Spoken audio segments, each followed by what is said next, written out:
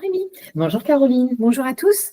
Nous sommes ravis de vous retrouver aujourd'hui pour un nouveau webinaire AdjuVo que l'on dédie aujourd'hui au sujet du recouvrement en 2025. Amy, je vais te laisser te présenter. Oui, alors je suis Amir Breteau, consultante senior au sein d'AdjuVo. Je vais vous définir rapidement. On va faire un point sur ce qu'est AdjuVo. Exactement. Donc, AdjuVo, c'est un cabinet de conseil qui se positionne comme un libérateur d'énergie pour ses clients, qui soit de toute taille, tout secteur confondu, ou encore qui soit français ou étranger. Oui, on est basé à l'étranger aussi. Notre mission, c'est d'une part de sécuriser et d'autre part d'optimiser la fonction support de nos clients afin qu'ils puissent pleinement se concentrer à leur cœur de métier. Notre force, parce qu'il faut quand même le dire, c'est donc le conseil opérationnel sur mesure et notamment la proposition de solutions digitales sur mesure dans tous les domaines et notamment pour un recouvrement efficace à l'ère du tout digital. Alors, j'aimerais vous poser une question et à toi, Caroline.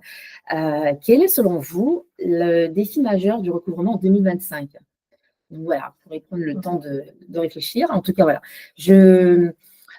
Nous allons aborder ensemble ce sujet passionnant et tenterons de voir comment nous pouvons nous préparer face aux défis de demain. Exactement, parce que l'année 2025, c'est une année à fort enjeu pour les entreprises. Donc, on va construire cette intervention. On va effectivement commencer par faire un peu un tour d'horizon, des tendances clés, des chiffres clés, surtout. Tu as des chiffres à nous partager qui sont très intéressants.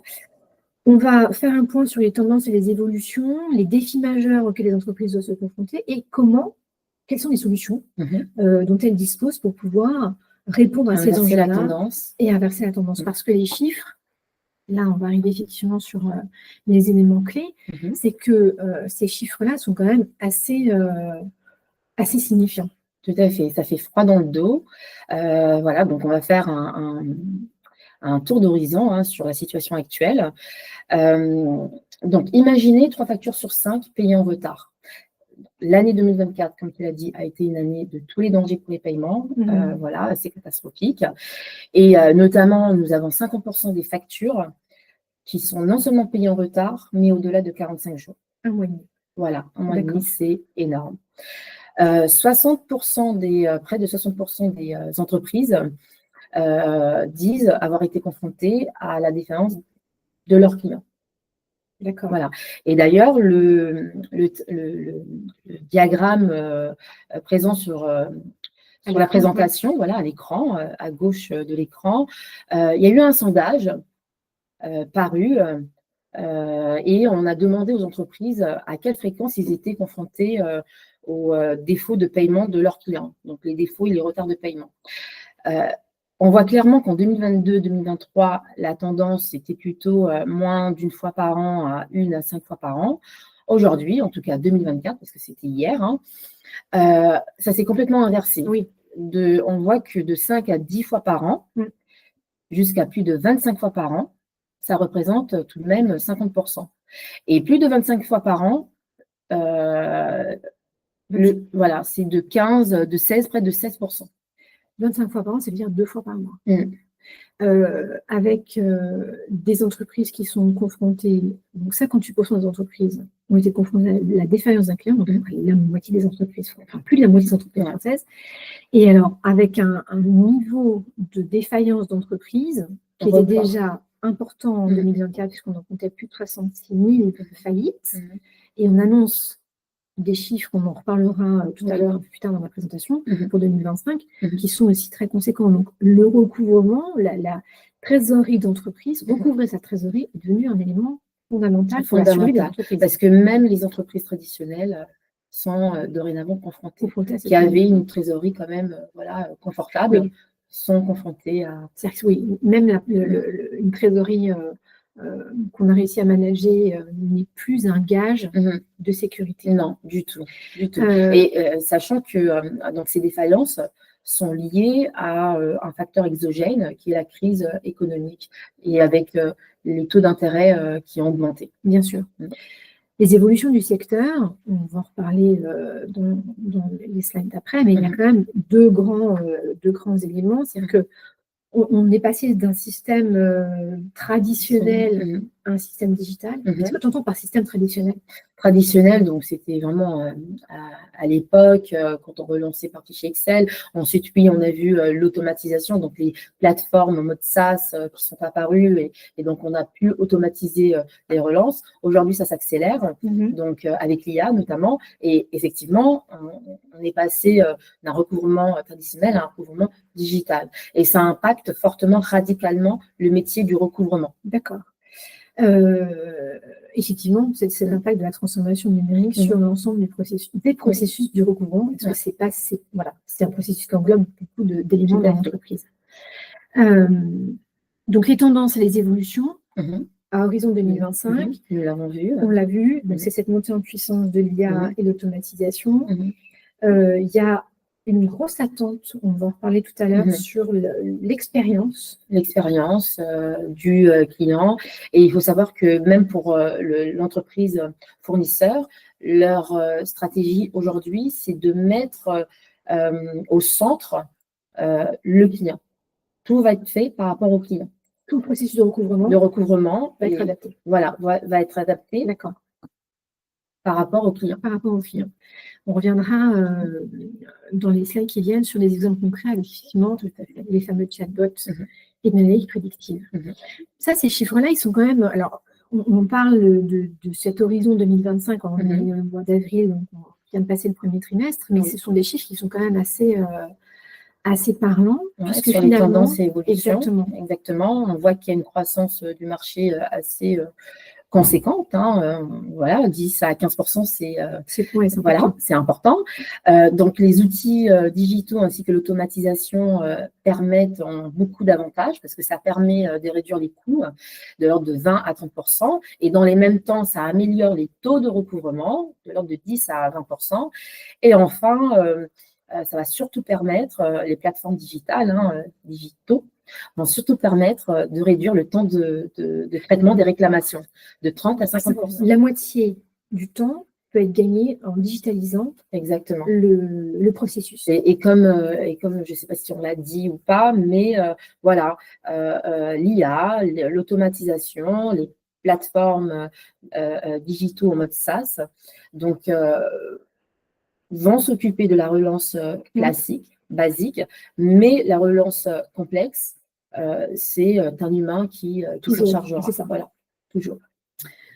Alors justement, dans les défis majeurs du recouvrement, tu as identifié 5 défis clés.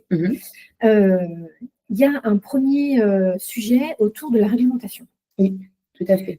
Donc, on a un mur réglementaire assez strict et les entreprises encourent des lourdes sanctions si elles ne respectent pas la réglementation RGPD, c'est Règlement général sur la protection des données.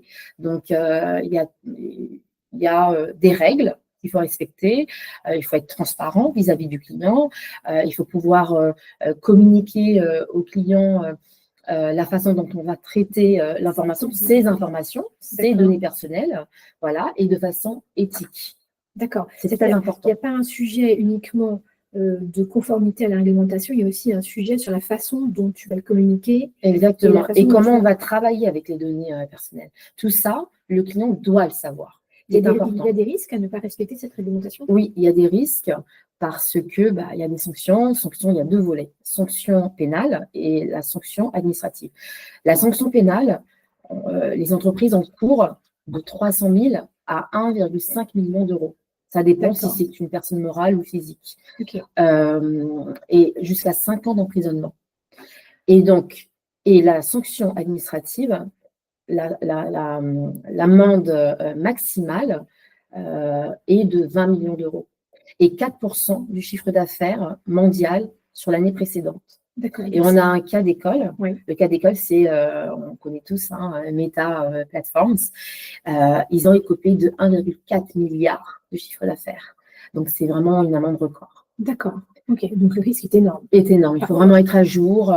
Voilà, on verra plus tard comment faire face. Au-delà du risque de réputation, il y a un énorme risque financier. Ah oui, Ok. oui, tout à fait. Deuxième défi, Mhm. il y a un sujet autour de l'automatisation, la digitalisation, avec finalement des nouveaux outils. Alors, nouveaux outils, oui et non, des outils qui vont venir accompagner Mhm. le recouvrement. Mhm.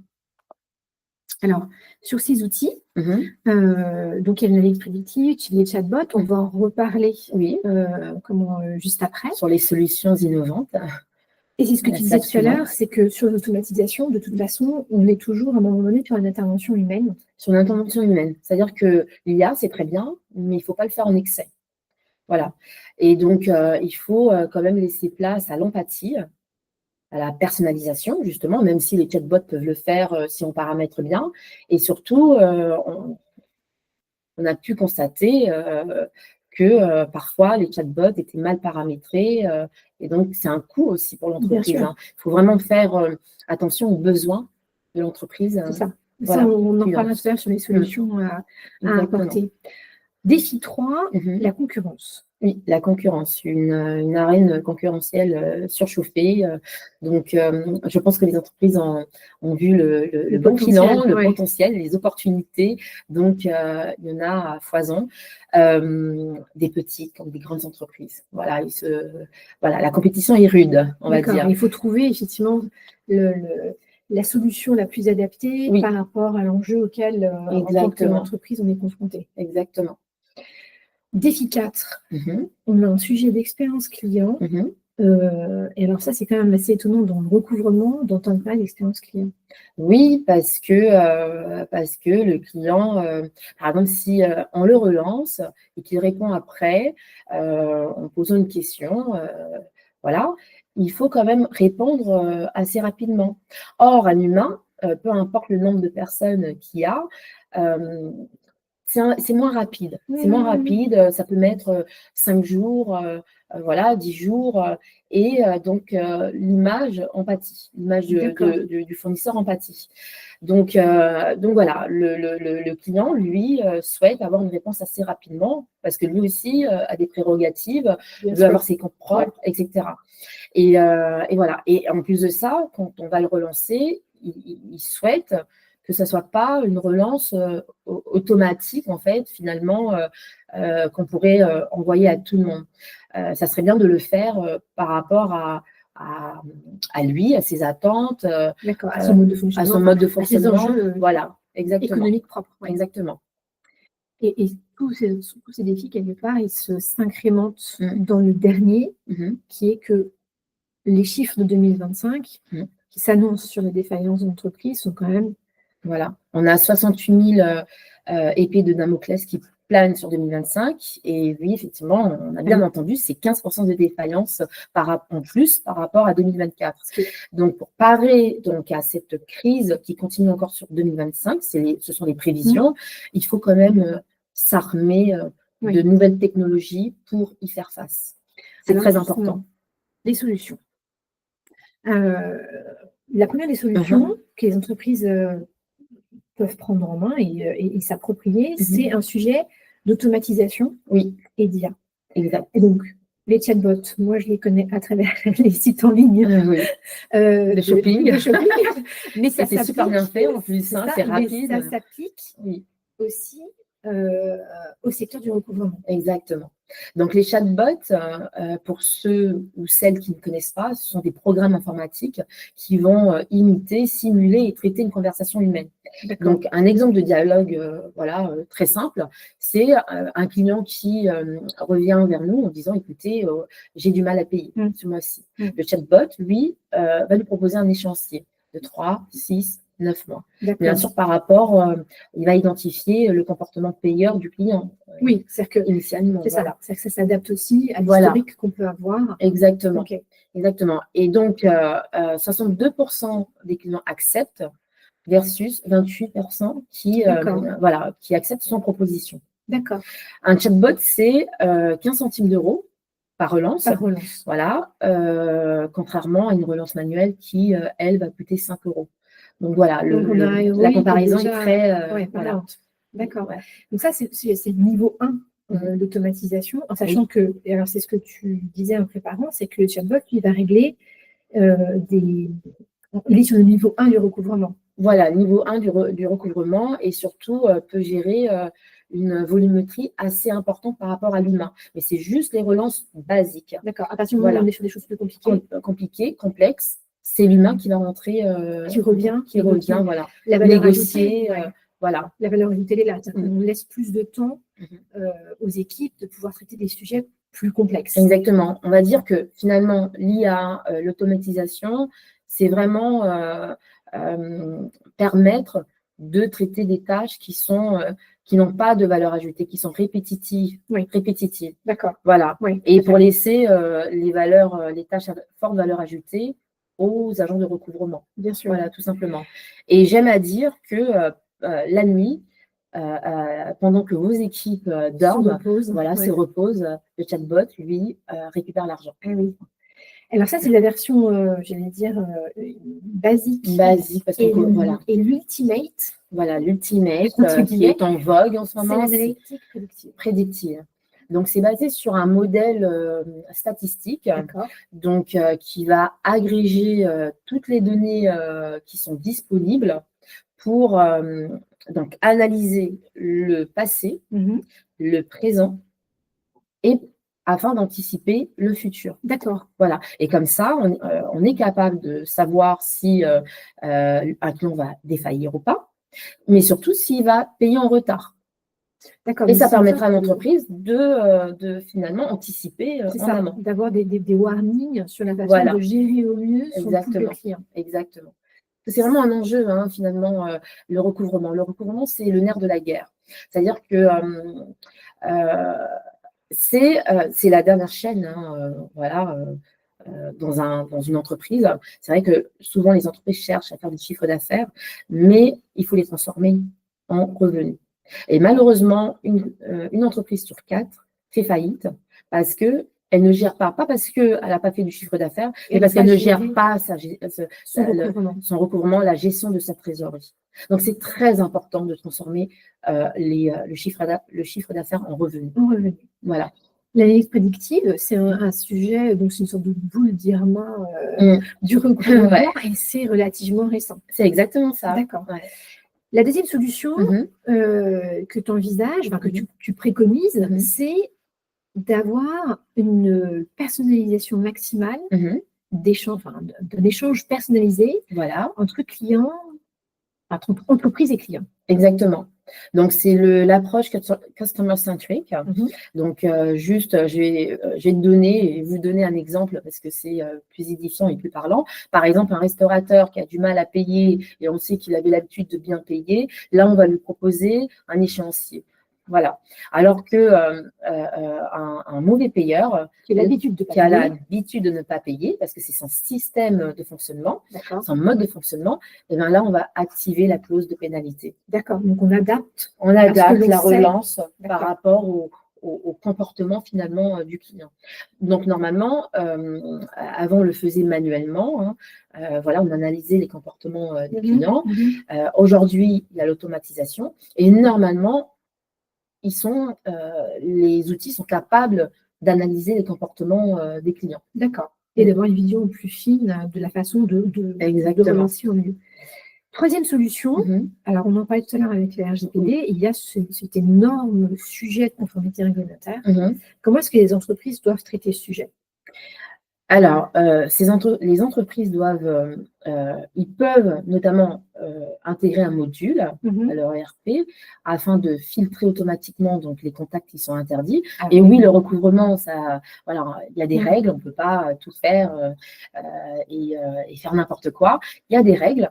Et donc une entreprise qui refuse de payer une créance et qui a motivé son refus, que ce soit à tort ou à raison, voilà, lui, on ne peut plus le relancer. D'accord. Sinon, on encourt des sanctions. La seule solution pour récupérer ces créances, c'est ST, en justice. C'est c'est le parcours en justice classique. Exactement. Exactement. Donc voilà, ce module va permettre de générer des preuves Par exemple, on a les logs horodatés, les screenshots, etc. Et ça permet à l'entreprise quand même d'être alertée en temps réel. D'accord. Et donc, j'ai une petite astuce, c'est même une obligation finalement, parce que voilà, derrière, il y a des avantages, c'est d'ajouter dans le corps du mail, conformément au RGPD.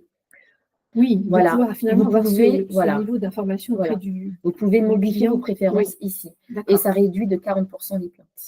40%. C'est non négligeable. Donc Oui, tout à voilà, fait. cette seule phrase Oui. peut réduire. En fait, ce qui est assez étonnant, c'est que sur l'ensemble des solutions qu'on évoque jusqu'à présent, Mhm. l'ensemble, enfin, à chaque fois, on a toujours des ROI qui sont extrêmement concrets Oui, et immédiatement applicables, en fait. exactement. Donc il ne faut pas avoir peur. Ouais, c'est Et ça. en plus de ça, voilà, c'est pas très cher.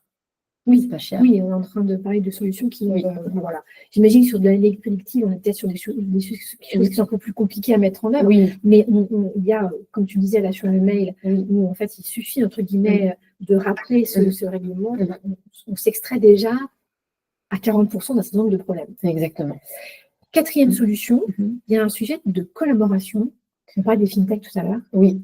Donc, oui, parce qu'aujourd'hui, en interne, je ne pense pas qu'on puisse développer, en tout cas automatiser, voilà, les systèmes. Donc, la plupart des entreprises font appel à des entreprises fintech ou des entreprises qui éditent des logiciels en mode SaaS. Et donc, l'avantage, c'est d'être à la pointe de la technologie tout le temps, d'être updaté tout le temps. Voilà, avec un investissement moindre, en tout cas. C'est ça. C'est que sur ces collaborations-là, donc on parle de fintech, mais il y a aussi toute cette tendance à la RPA, à l'automatisation, où on peut automatiser un certain nombre de processus. Voilà, par exemple, des liens de paiement directement dans les relances, voilà, par mail. Voilà, c'est instantané et ça permet de gagner en trésorerie et d'avoir du cash assez rapidement. Voilà, et les clients préfèrent son immédiateté. D'accord. 85% des clients sont assez satisfaits. D'accord. Donc voilà, on peut aussi envoyer ce lien par SMS. Voilà. Et aussi, on a l'automatching. Donc, l'automatching, en quoi ça consiste? C'est de lettrer de façon automatique la facture avec le règlement. Bon, à condition, bien sûr, que les montants égaux. Sinon, après, voilà, c'est un humain, un comptable qui va venir lettrer manuellement. Voilà. Mais c'est des gains. D'accord, donc c'est des morceaux de processus qu'on va pouvoir automatiser. Oui. Avec effectivement de la RPA ou l'IA pour faciliter les traitements. Ça veut dire que si l'entreprise fonctionne avec un ERP, elle n'est pas obligée de tout casser. Non. Généralement, ça s'intègre parfaitement avec l'ERP existant, mais il faut quand même demander pour éviter les surcoûts et voilà, les désagréments. Oui, s'assurer que finalement, ce qu'on est en train de mettre en place ne soit pas un nouvel outil qui ne se communique pas avec les outils déjà existants. Exactement. Et juste pour ajouter, voilà, on a dit que 70% des entreprises ont adopté un outil digital. Donc voilà, avec la crise qui est toujours en cours, il serait préférable quand même d'être à jour, en tout cas. Voilà, parce que ça permet de gagner en rapidité, on l'a vu avec les chiffres, en efficacité et surtout de satisfaire le client. Voilà. Tu avais un chiffre à nous partager d'une étude que tu avais lue. Ah oui, McKinsey. Exactement. McKinsey, donc l'étude montre qu'on récupère 2 fois plus vite la créance lorsqu'on met en place des outils digitaux finalement. Quel que soit le type d'outil. Quel que soit le type d'outil. Donc là, on vient de se dire qu'on n'est pas obligé de mettre des choses extrêmement compliquées en place, qu'on peut avoir une démarche qui va d'ailleurs crescendo dans les process de recouvrement, avec des petits outils, mais extrêmement efficaces. Enfin, je pense au chatbot 15 centimes versus 5 €. Donc, il y a de toute façon, pour les entreprises, toujours un moyen de pouvoir se réapproprier le recouvrement. Exactement. Et c'est vraiment une arme fatale, quoi, finalement, pour contrebalancer et inverser les tendances. Oui, c'est génial. On est dans Terminator. Donc, en conclusion, donc c'est quand même, voilà, on a constaté qu'il y avait, les entreprises faisaient encore cette année et plus l'année dernière face à des enjeux de recouvrement qui étaient vitaux pour elles. Et que, alors on a, je dirais que 70% des entreprises qui ont adopté des solutions digitales, il y a quand même 30% qui restent un petit peu en dehors de ces circuits-là, mais que finalement, on peut toujours améliorer son recouvrement, c'est ce que tu disais, c'est-à-dire qu'il ne suffit pas de faire du chiffre. Ce chiffre d'affaires-là, il faut pouvoir le transformer. Exactement. Et que le recouvrement, effectivement, c'est le nerf de la guerre. Et qu'il y a quand même beaucoup d'opportunités. Oui, l'innovation, elle se joue. Alors, on parle de SMS, ça fait très années 90, mais l'innovation est quand même, puisque les résultats, le ROI, il est là aussi. Est-ce que tu voulais rajouter des éléments? Oui, juste pour résumer tout ce dont on vient de parler. Donc, je dirais que l'IA, c'est pour anticiper, sur mesure pour fidéliser, et oui, conformité pour sécuriser, et enfin, partenariat pour amplifier. Parfait. Voilà. Merci beaucoup, Émilie, c'était très intéressant. Merci à toi, tous pour votre participation à ce webinaire. On espère que ça vous a plu. Oui. On aura l'occasion, Émilie, de se reparler le 15 mai prochain. Oui. Parce que là, donc, on a fait un état des lieux des enjeux des entreprises. Le 15 mai, en fait, on vous propose d'analyser des cas concrets auxquels tu as été confronté dans ta pratique. Exactement. Et de pouvoir revenir sur ce que l'on s'est dit, les bonnes pratiques, les mauvaises pratiques. Alors, on ne va pas faire un bon élève ou un mauvais élève, mais l'idée, c'est d'avoir en tête que ce recouvrement-là, il est vital dans le contexte actuel qu'on connaît et qu'il y a finalement des choses quand même relativement simples à mettre en œuvre qui permettent d'optimiser ce recouvrement, sa trésorerie. Et pour éviter toutes ces défaillances. Exactement, la pérennité de l'entreprise. On reste optimiste. Exactement. Merci beaucoup. Émilie. Merci. Merci, à bientôt.